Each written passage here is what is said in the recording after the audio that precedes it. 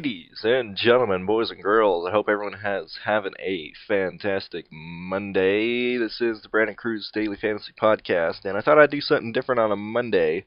I thought I'd take a step back and see where I was right, where I was wrong for the weekend for the Coca-Cola 600 and all that.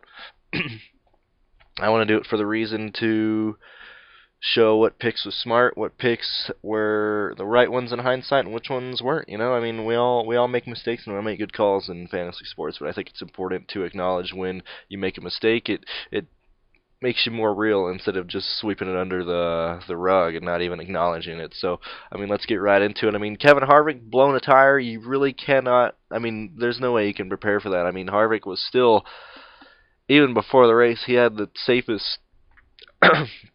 He had the safest floor. I mean, he was starting dead last. Any positions he gained, which he ended up didn't, but he ended up making 5 fast laps. That gave him, I think, 5.5 points on DraftKings. I mean, man, that sucks, and it hurt a lot of people. I mean, I think 59% of the people had him in the $100,000 to win GPP on DraftKings. And if you faded Harvick, I mean, you basically made money. And I did not expect Kyle Busch to just whoop ass like he did. He copied Truex a couple years back. I did not expect that. I knew Kyle Busch would at least win the first stage. I didn't see anyone really contest him, but I thought Eric Jones or someone would have got up there. Like I said, I didn't think Logano was going to lead any laps. He got like 3 first 5 or something like that. But man, Joey Logano just lost that car, man. I don't know what happened with their setup and whatnot. It was just not there at the end. I mean, he ended up finishing 22nd after starting second. I mean, that was horrible. Absolutely atrocious. But I mean, Harvick blowing a tire. Hell, I still look back at it and I'm not mad. I had Harvick in a couple lineups. I'm not mad about that. I mean, he blew a tire. Did you see his car? I think he was running like an 8th or something when it happened. I mean, I think when he blew it, he had, I think, 86 something points on DraftKings at the moment. When he had it, because he went through the whole field, he had the fast laps. If he wouldn't have blown an engine, or if more guys would have wrecked before that, I mean, he still would have been a safe play. I mean, looking back at it, yeah, I'm sure you're like, oh, how could you say that? Like Harvick wrecked, where it's like, dude, I mean, it was Kevin Harvick. Like, shit happens in races sometimes, you know. That was just a real crappy break. But I mean, if he wouldn't have done that, he would have been an amazing contender. I don't know if he would have won the race. Kyle Busch still dominated, but he was certainly there. And then you got other guys like William Byron. I mean, I didn't expect to see anything major from him. Finished in 39th. J.J. Yaley gained 2 positions. I wanted him to gain more, but he pulled off. He had a fuel pump issue, so they couldn't complete the 600. Matt DiBenedetto in oil leak. Very, very unfortunate. Lap 257. He was having a good race. I think he was running 28th, 29th the majority of the day. Ryan Blaney, man, that's another one that really sucks. An engine failure there. That's one that kind of hurt me. Because I did say I liked Blaney, and he looked strong. He was running in the top 10 the whole day until he had that engine problem, and then you could just see the car slowly losing speed. Newman, not even important. Austin Dillon, told you not to play him. That's a good reason why. BJ in the 51 finished 33rd, started 35th. Would have been an alright punt. Timmy Hill, an alright punt. I don't know if you really want to take the risk of getting Timmy Hill. I mean, he only makes that when when there's people that are wrecking behind him and getting taken out in crashes. Greg Galding, he was doing good till he spun out down the front stretch. He was running in 27th or 28th when that happened, finished in 31st. Jeffrey Earnhardt started 37th. This is where your punts get into, or if you pick these guys, you would have been fine. Chris Buescher, told not to play him. Landon Castle, not too big into that. 35th to 28th, all right with that. Parker Kligerman was a decent play. Not a lot of people had Parker, and then frickin' Corey LaJoie didn't blow a motor, so that's very impressive. I mean, you can blow it. God dang, you blow a motor in like the second lap of practice at some tracks, then your engine survives 396 laps at Charlotte. So, I mean, go figure. David Reagan, absolute terrible play if you did him. That's why I said don't do him. Fell from 19th to 25th. Ross Chastain gained 1 position, nothing really there. AJ Allmendinger gained 7 positions.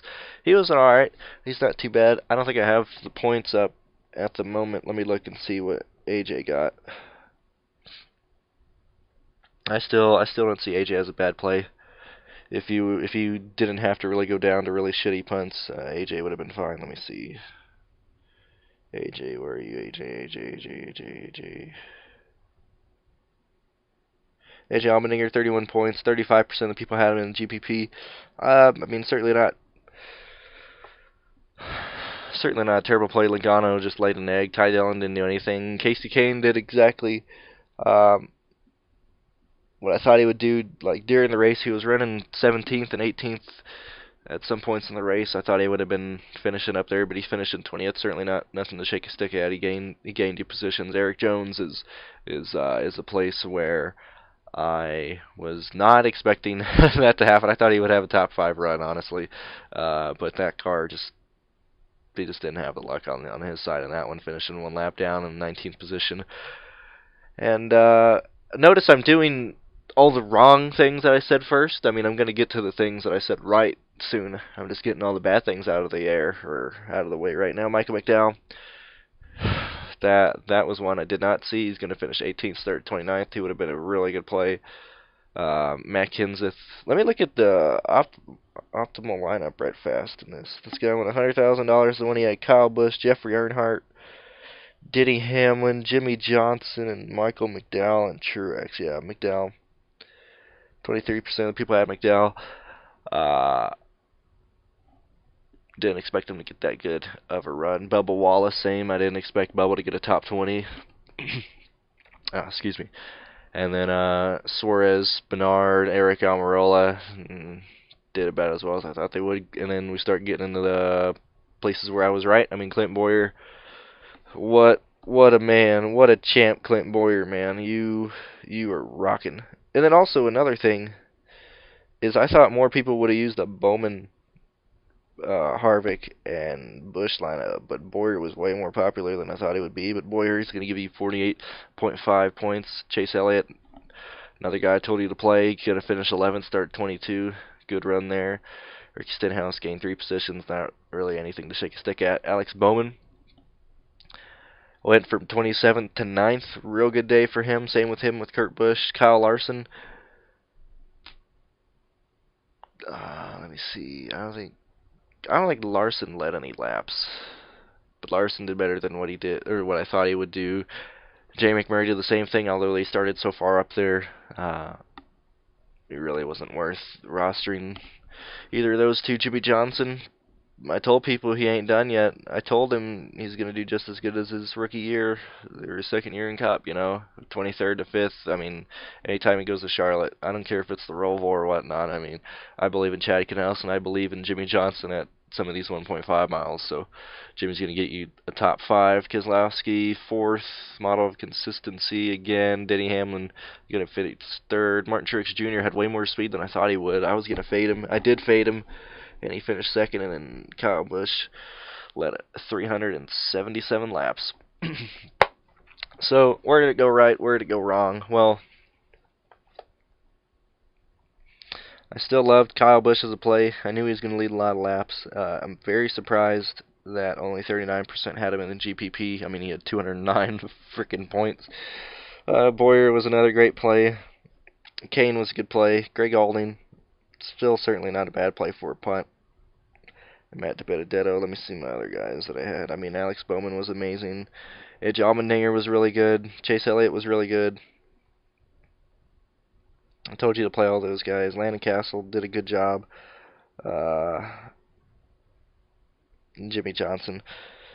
So what I think I gave, I looked back and I think I gave you 14 drivers that I liked, and then I had 1, 2, 3, 4, 5, 6, 7, 8. I had 8 drivers. I had 8 out of like the 14 drivers that I gave went far and beyond expectations of what I did. The other ones are either involved in wrecks or mechanical failures. I can't even get mad. I get mad when people wreck and stuff. When you have mechanical failures, I can't even be mad. Like Harvick blew a fucking tire. You can't prepare for that. Um, but I'm certainly looking forward to Pocono this weekend.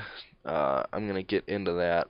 I think on Saturday's show, I'll probably end up posting it whenever the final practice for the Cup guys finish. That'll be when my next podcast comes out. But just glancing over, you got Harvick is once again the favorite entering Pocono. His last his last 6 races, going from 2017 to 2015, is second, fourth, ninth, 42nd, and second. And then you got what I think you got Truex and Busch. I think they have a better average finish, but I really like Keselowski as the second favorite. I mean, he has a fifth, second, third, second, and 17th. I think he's the only one that doesn't have a wreck at Pocono in the last 3 years or some mechanical failure or something. So I like Keselowski. Truex is also good. I mean, he has a third, sixth, 38th, 19th, and first. Kyle Busch has a first, ninth, 31st, 21st, and ninth, and then Kyle Larson the 33rd, 7th, 6th, 11th, 12th, and 8th. And those are your top 5 guys, at least on the average finish. Yeah, it is the average finish. No, it's not. I think it's just the favorites, actually. Because Harvick's average finish is 13th, Truex is 16th, Kyle Busch is 18th, Brad Keselowski's 11th, and Kyle Larson's 12th. So those are the average finishes, but I think those are the 5 guys that are going to be in play. We'll see whenever practice comes. I think Harvick's pissed off that he blew a tire that early, and he's going to show up and just whip butt again. I mean, I know a lot of people are pretty sour about Harvick blowing a tire, but I can't really blame him. I mean, he didn't do anything wrong. He blew a tire, guys. That happens. It's like rostering a wide receiver that just doesn't get any balls thrown to him. It's like the quarterback's having an off day. You have a number 1 wide receiver, and the quarterback just ain't throwing. So I can't really get mad at Harvick for that. And we got next week. And thanks for tuning in, guys. Hope you guys had a good slate. I hope you guys won some money. Let's try and do it again this weekend. And thanks for tuning in, guys. I appreciate it. Have a great week.